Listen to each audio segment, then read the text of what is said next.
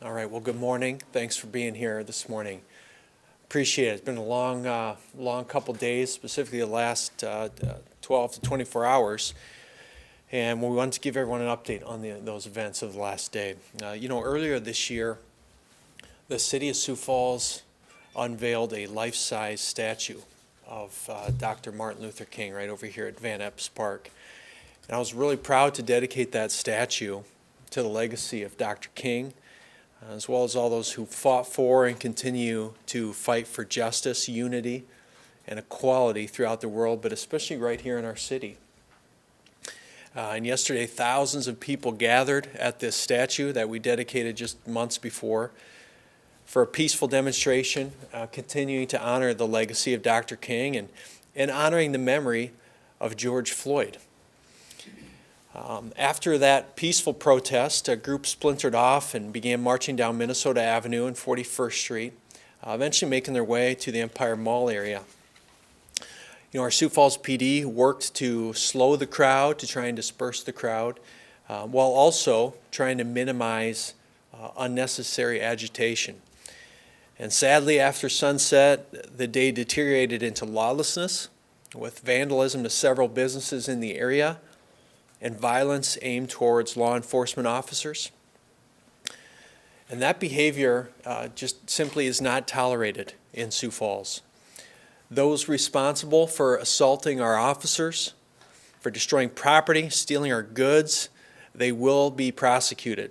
Our detectives work through the evening and night collecting photos and license plates of these criminals. I've even been told we have a couple arrests that have already been made this morning. Today we'll be releasing photos for the public to help us identify those who have not already been identified. And on the screen here are some of the photos and video that we have from last night. Just a few of the many examples we have. We know businesses that were broken into, South Dakota locally owned businesses, family owned, Riddle's Jewelry, Halberstats on 41st in Louise. My good friend Vince Lubin and his Wireless World store at 41st in Kiwanis had all his windows broken out. Vince is a good guy. Vince has given a lot back to this community over the years. And so the crimes of opportunity, and we're having a little bit of issue just with the video here, but it's important to know that we have a lot of video collected. We have a lot of photos collected, and we will be using this to prosecute. So there's consequences for actions. If you were part of the violence and vandalism last night, we will find you and prosecute you to the fullest extent of the law. We live in a nation of laws, and you'll be afforded due process, but you will be prosecuted. And State's Attorney Crystal Johnson is here. She's going to talk to you in a little bit about that process. If you want to do the right thing, and you know you committed crimes last night, you should consider turning yourself into the police department, because if not, we'll simply go through the process to find and locate you. One of the speakers yesterday at the peaceful part of the protest focused on the accountability of all the people involved in what we're trying to accomplish here. And that goes for the bad actors as well. There's going to be accountability for what happened in our city. Yesterday may be one of the darker days in the history of Sioux Falls. And for me, I'll say it's probably one of the saddest days I've had during my time as mayor. I'm sad for our city. I'm sad for those who feel marginalized and persecuted. I'm sad for those who have experienced hate and prejudice in this city. I'm sad for those who had property damaged and stolen last night. I'm also sad and disappointed for the people who instigated and carried out this lawlessness last night. These were mostly kids, and mostly that were raised here. I said it last night, I recognize kids on this video. I saw them wearing shirts of local sports leagues and local high schools. Our city has failed these kids, and their parents have failed their children. These kids should be ashamed. The rest of us should be embarrassed. It's heart-wrenching. We even had a middle school teacher, notify us that several of the students, her students, she recognized in some of the videos. Middle schoolers at the crowd at the mall, middle school kids. So last night highlighted an area where our community needs to come together to address, and that is the youth in this city. We cannot afford to have a lost generation in our community, and I'll tell you, some of those kids are going to get off being minors. They're 2 years away from being up the hill if they don't turn their lives around, okay? There's some changes that have to be made. So in January, we launched an initiative we called the Sioux 52 Mentorship Initiative to find 5,200 new mentors in this city.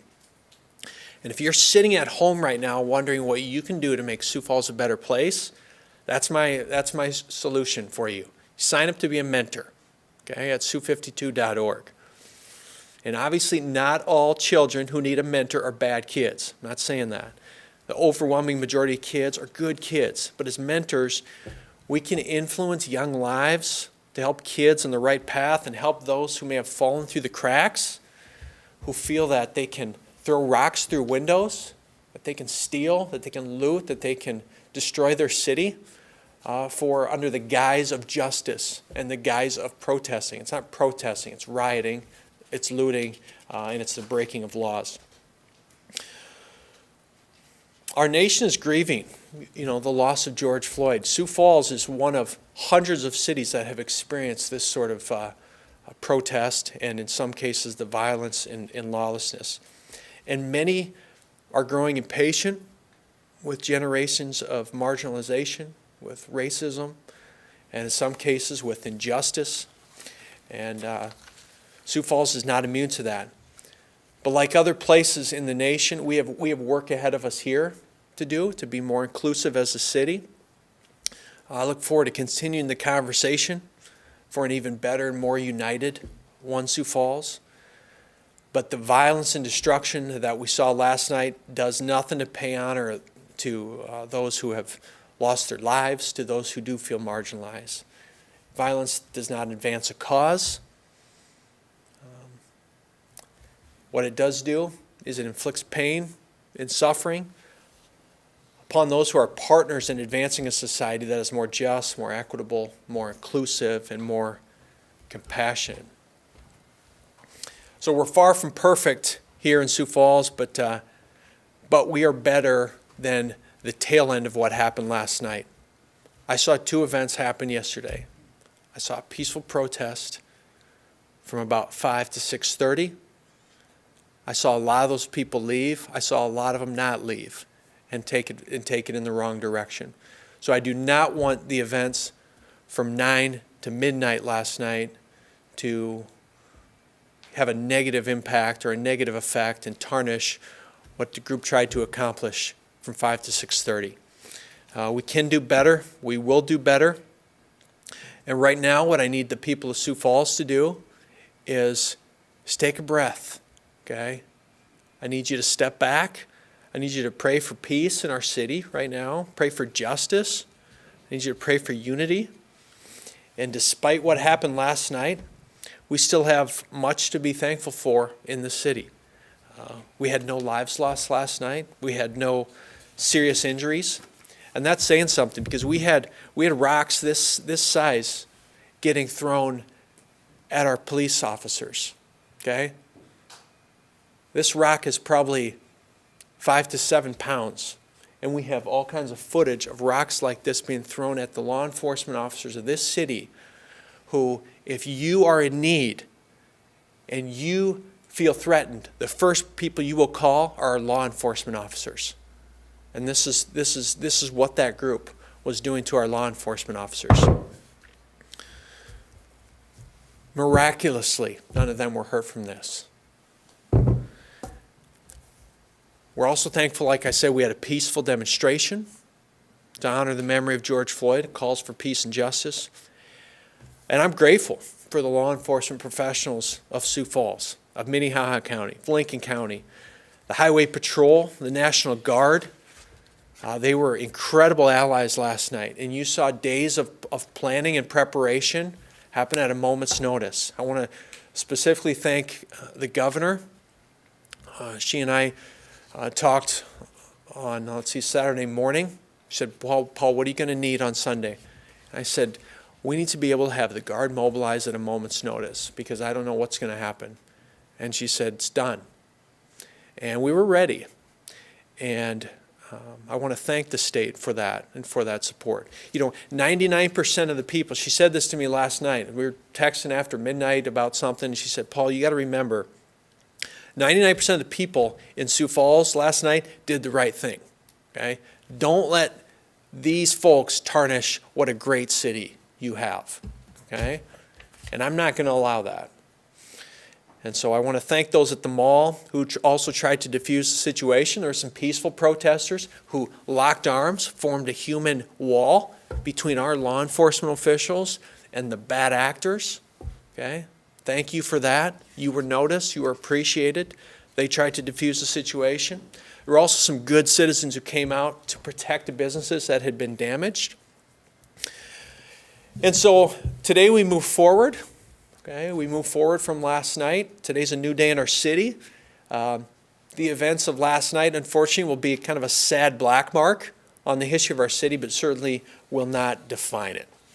And so I want to turn it over to a guy who I have really come to appreciate in the last 2 years, but really his steady hand at the wheel. Police Chief Matt Burns has been so valued and appreciated with all that we've been going through the last couple of years in the city.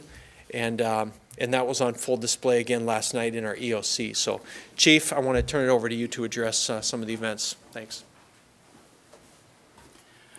Thank you, Mayor. Police Chief Matt Burns.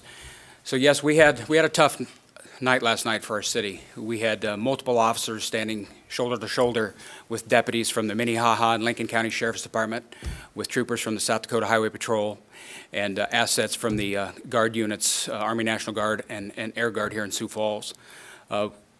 We had a lot of challenges put before us, and I think we handled them very well. I think that the city can be very proud of the officers and their duty last night and their service and our law enforcement partners. As you know, as we progressed through the day, we did have a detailed and solid plan in place to stand beside those who wanted to assert their First Amendment rights and peacefully protest in our city. And we think that went very well. We were proud to stand with those individuals and to do the right thing and to go out of our way to make sure that they had a safe space to pursue their First Amendment rights and to have their voices heard. And as we know now, at a certain point that turned in a dark way. And it certainly wasn't all of them, and I concur with the mayor. I do not want those events that occurred at the mall in southwest Sioux Falls and other areas to put a dark stain on that, because that truly should stand apart. But we can't ignore it, we won't ignore it, and we're working diligently this morning to identify these persons in these videos and other video resources we have to hold these persons to account. If you think that you can riot, loot, steal, burglarize, create property damage, and hurt others in this city with impunity, you're mistaken. We will hold you to account. We will find out who you are through various resources, and we'll do our job. So I just want to say again, a huge thanks to the officers, the deputies, the guardsmen last night who stood with us at the scene in the chaos, and beside me is the command elements in the Emergency Operations Center, because we took care of business as a team, and I'm very proud of that. I also want to say that if you have video, if you're a citizen out there and you have video from the events last night or other things that we may not be aware of yet, please submit that to us at crimestoppersiouxfalls.com. It's incredibly important that we get that as evidence and that we're able to use that to press our case, because we're going to be tireless and diligent to make sure that the events of last night don't go unanswered. I want to say specifically thanks to Sheriff Milstead and Swenson and General Wall, Secretary Price, and Colonel Miller, again, who really offered a lot of resources and planning to help us pull off not only the peaceful event, but also the response to the chaos last night. I'm happy to report that we only had minor injuries from some of our officers. One officer was struck in the hand by a rock not unlike this one. This rock actually physically came from the scene last night at the Empire Mall. We had rocks much larger than this narrowly miss our officers, and which could have caused very serious injury or worse. We have multiple squad cars that received damage, broken windows, graffiti, and that can be repaired. That can be fixed. I'm not happy about it. It's sad that it come to that part, but that can be replaced. Again, extremely proud of our officers, and I was praying for their safety, and I'm glad that the injuries were minor. We don't know what the future holds. If there's other events planned, we will work with those folks if they want to have peaceful protests, but we cannot tolerate this. The mayor's correct. So we will remain vigilant and ready and plan accordingly, and we'll keep our city safe. I'm happy to introduce Crystal Johnson for the next piece.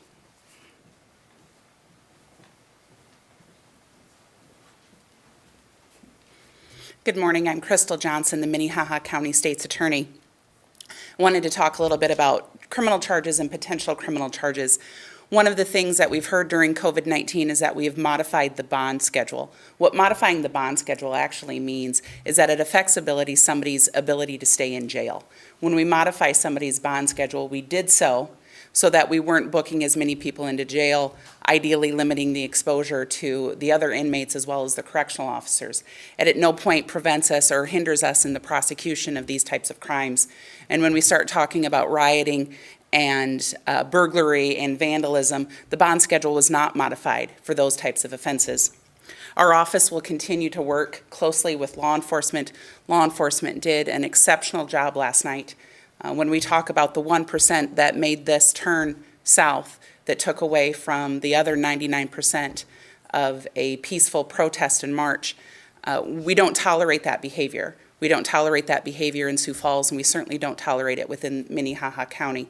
And so we will work closely with law enforcement to identify those individuals who are responsible. When we identify those individuals who are responsible, we will charge them appropriately as what we find with the evidence. We will then work to communicate and to seek justice on behalf of our community, both our persons and the businesses within our community, and we will seek to hold them responsible accordingly to what they have done. I will turn it over back to Mayor Tenhaken for any questions. All right, any questions for myself, for Crystal, or Chief Burns? Mayor, this is John with SDTV. As you mentioned a little bit about the arrests made last night or in the past few hours, I was wondering, were there any that were arrested that came from out of the state? I'm going to let the chief speak to that. So the question was, were there any arrests from out of state? So out of the events from last night, I'm aware of 2 arrests, both of which occurred by Lincoln County deputies, several of which came into the city of Sioux Falls at our collaboration request with Sheriff Swenson. And I'm aware of one of those, which we're working to get the details on this morning from the Lincoln County Sheriff, who is actually an individual with the address of Omaha. So undoubtedly, there were more in our city. That is one I'm aware of. Kind of going off of that, we heard a lot of talk yesterday of buses coming down from Fargo. Can you speak to any credibility that any of those might have had if they were in fact true, or do you know anything about that? So we'd heard those rumors too. As you can imagine, we have a variety of assets deployed to try to discern information and receive intelligence ahead of time, so we may appropriately deploy resources and try to be ready. We don't know that materialized. We didn't see any buses. We had some folks around town looking to try to see if there were buses and folks unloading, and if that was going to be something we needed to react to. We don't know that materialized. In any event like this with this much exposure, there's lots of information floating around out there on social media. Some of it has some truth to it, and some of it is just a false flag. And so it appears at this time that that's what that was. But we'll be prepared if that should occur in the future. Are you concerned about another night of events tonight? We're going to be ready. If persons so choose to do that, it's always possible that we may have some similar incidents, but we will have a lot of officers out there and prepared. We are also aware that we don't have a large mass of people that was already in place from the event yesterday from which to draw. And because clearly some of those, I think, were part of that group, though they don't represent what that group stood for. But the short answer is it's possible and we'll be ready. And along with that, have you heard, we've been hearing rumblings of the possibility that some of these activities may actually move to another city. You heard any indication, or would you have any indication of that? Have you seen anything on social media? So we had heard that there might have been some of the individuals that participated in the events in Fargo 2 nights ago were coming to Sioux Falls. We cannot verify that that in fact occurred, and it's always possible that there are individuals that will move from city to city to engage in these type of activities. I don't have any information to absolutely substantiate that, though. Can you speak to some of the more positive moments from early on in the evening? We have several clips of police officers interacting very positively with the protesters. Absolutely, and thank you for asking that, because that's an incredibly important part of this. You know, we take that opportunity to show that we are supportive, not only of the expression of First Amendment rights, but that we are part of the community. We represent every person in this city. We want every person in this city, regardless of race, creed, or ethnicity, to understand that they can come to us with any problem, report any crime, and that we stand with them. And I think that was on display yesterday with our officers that were part of the crowd and early on. What about is the National Guard still gonna be available to you guys for, let's say, if something does happen this evening, or is that gonna be something that has to come down from the governor, or? My understanding that those supporting forces are still in town, and if we need them, that they'll be available to us. Do you have a total number of arrests from last night? So thus far, we have the 2 that were expressed by Lincoln County that were directly affected to this matter. I do understand that there were some questions about why weren't there some individuals arrested at the scene, and so I'll just speak to that a little bit. When you have a mobile field force operation, that it is imperative that they stay very, very disciplined to the task which they're applied, and that was to protect the integrity of that building. But for their actions there and this firm line that they held, we would have had that group breach the Empire Mall and run riot inside that structure with close to 140 stores. We had said from the beginning that was a bright red line. We were not going to let that happen, and we had the forces in place to quickly react to that initial event, and we quickly got other officers from the Highway Patrol, from Lincoln County, and our own teams in place, and you saw the result. We bent, but we did not break. We took some shots, we sustained some damage, but we did not yield, and we held the line, and so I'm very pleased with that. Are you giving out any specific advice to business owners today? Just remain vigilant. Check out your businesses if you sustain damage, if you had an incident that you need to report to us. You know, we want that information. Look for video if you're in that area and you had systems that may have been relevant. We will be reaching out to you as well. So we would just ask that they work with us and get that video to us so we can have a great file from which to draw to try to hold these folks to account. Can you discuss what happened at Fleet Farm? So I am aware that there was a break-in at Fleet Farm. I understand that there were some firearms taken. Several of the firearms they had there were secured. However, there were some that were taken. We are working with Fleet Farm as we speak and the Bureau of Alcohol, Tobacco, and Firearms to get an inventory to see exactly what that loss was. One of the comments that we continued to hear last night from those that were present at the end was that they just want their voices to be heard. Again, I think this is a larger conversation about how do we have these dialogues with our cities, with our elected officials, with our police departments, when there are concerns. What would be the most constructive way you would recommend anybody that is concerned about tactics that may be used, or concerns about how the department may work with different groups? How would you advise them to go about having that conversation in a constructive manner? Well, thank you for that question, because I want their voices to be heard. The mayor wants their voices to be heard. Our community wants their voices to be heard. And yesterday reflected an appropriate way for those voices to be heard, and it also reflected a way which is entirely unproductive. So before the actual event yesterday, the mayor and the sheriff and I sat down with the organizers, and we had an incredibly effective and productive conversation about what the goals were and why they were engaging in what they did. Their motives were pure. Their hearts were in the right place, and I felt it was an incredible conversation. And that is how you move forward. You meet together, you find out what you have in common, what the goals are, and then you try to mesh those goals with what government can do to create that positive conversation in the community. We have community resource officers that are engaged in that work every day. We, as part of the police department, we have the Community Ambassador Program, which is precisely targeted at doing just that, reaching into all communities of our city. and promoting a conversation and having a direct path and venue for them to bring concerns to us and for our voice to them. So many of those things are already going on. We talked about ways that we can do more of that going forward. We just need to lower the temperature right now, move away from a tense environment so those productive conversations can be had. Mayor, is there anything you want to add to that? Well, I kind of touched on in my remarks that there's work to be done here. You know, people talk about the lack of diversity on our police force. We welcome diversity on our police force. We can't force people to apply, but we welcome people to come and join the great public safety team that we have in the city of Sioux Falls. We welcome these conversations.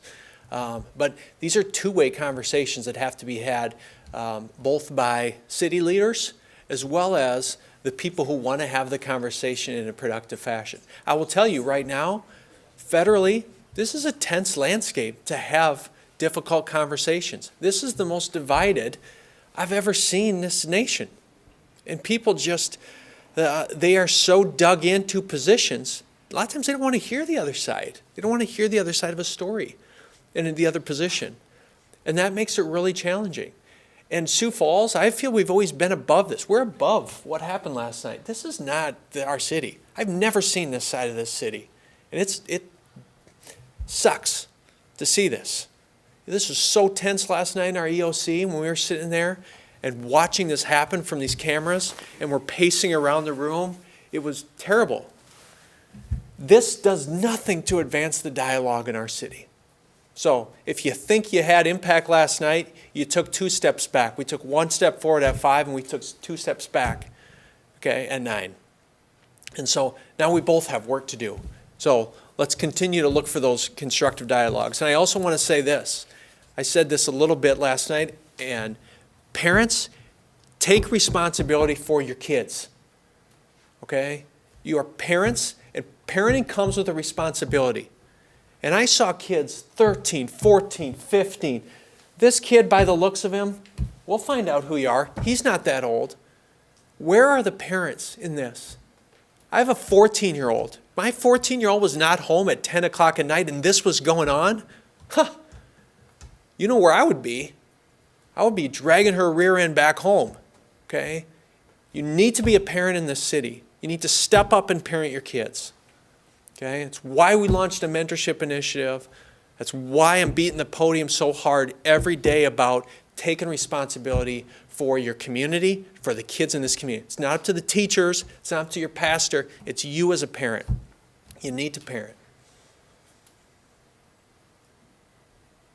Any other questions for us today?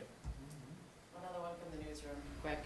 Any concerns with COVID, given the events last? COVID, never heard of it. I'm more, you know, absolutely, absolutely. You know, there were a lot of people masked up, but we had, you know, at Van Epps Park, a couple thousand people crammed in there, and we had, you know, if there's a couple symptomatic people in there, there was a lot of community spread happening there. So we'll see what happens with the testing in the next few days on that. You know, we're not out of the COVID phase yet, so we're still dealing with that on top of this. So we'll see what comes from that. I'll be honest, social distancing and mask wearing was low on the enforcement list last night, but I'm glad to see this young man at least took it seriously. So he did one thing right. So you mentioned numbers. Do you know how many people were actually at either event last night? We sent an aerial to our GIS team, and they can kind of, you know, do some kind of magic to see how many people were there. It ebbed and flowed throughout the evening. Yeah, I would say, you know, at the event itself at Van Epps Park, you know, we estimated between maybe 1,000, 1,200, something like that. I heard some media reports say thousands upon thousands, which is certainly not accurate. It was a big group. I think at the peak, we probably saw around 3,000 people. So,